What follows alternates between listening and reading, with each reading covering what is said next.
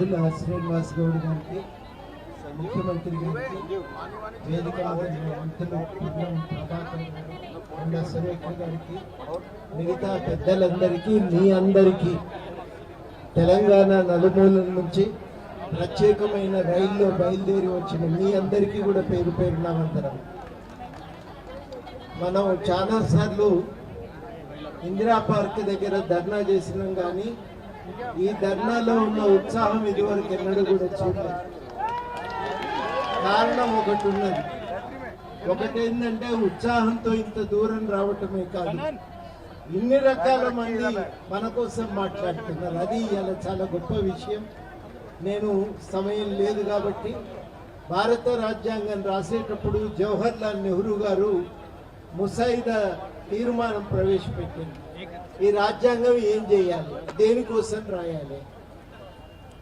అంబేద్కర్ కూడా ఇదే విషయాలు ఆలోచిస్తూ ఉన్నాడు. అప్పటికి ఏమన్నారంటే, భారతదేశంలో కులాల దొంతరుల వల్ల మనుషులు అణిచివేతకు నిర్లక్ష్యానికి గురవుతున్నారు.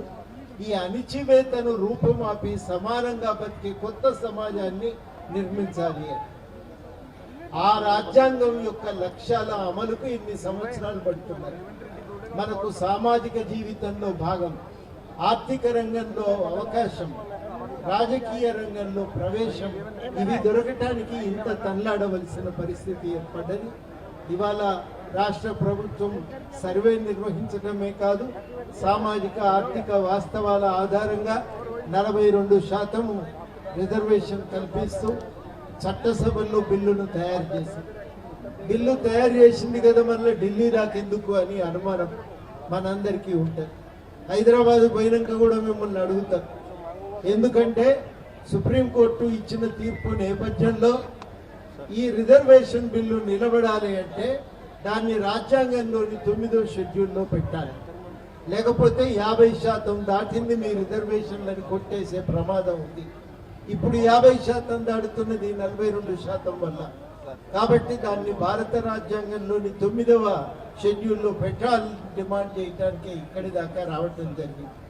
మోడీ గారు సెన్సస్కే ఒప్పుకోలేదు, బీసీల జనాభా కులగణన చేయటానికి అంగీకరించలేదు. మరి మన రిజర్వేషన్ పెంచడానికి అంగీకరిస్తాడా అనేది మన అందరికీ అనుమానం ఉంది. కాబట్టే ఇంత పెద్ద సంఖ్యలో ఇక్కడికి వచ్చినాం. బంధు బలగాలందరినీ కూడా తీసుకొచ్చి మాకు ఇంత బలం ఉంది, చూడండి, ఆమోదించండి, న్యాయం చేయండి అని కోరటానికి ఇవాళ ఇక్కడి దాకా చేరి వచ్చినాం. తెలంగాణలో ఉన్న పెద్ద మనుషులు కూడా ఇవాళ అందరు ఇక్కడి వేదిక మీద నిలబడి కనబడుతున్నారు.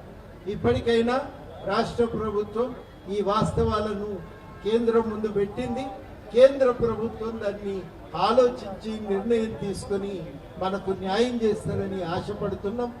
ఆశ వమ్ము చేయరని మోడీ గారు మా కోరికను అర్థం చేసుకున్నారు కదా జంతర్ మంతర్ దగ్గర, దాన్ని వెంటనే పరిపూర్తి చేయాలని మీ అందరి తరఫున నేను వారిని కూడా కోరుతున్నా. తప్పకుండా మన ఆకాంక్ష నెరవేరుస్తారనేటువంటి ఆశతోనే మనం పోతున్నాం. ఒకవేళ నెరవేరలేదు, మనకు తుగో ఎరకలేదా తెచ్చుకున్నాడు ఎట్లనో తెలిసినటువంటి వాళ్ళమే.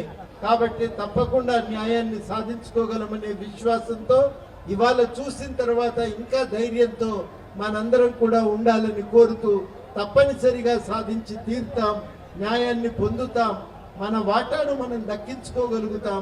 రాజ్యాంగం ఏర్పడి 75 ఏళ్ల తరుణంలో ఆ కళను నెరవేర్చేటువంటి ప్రయత్నం చేద్దాం.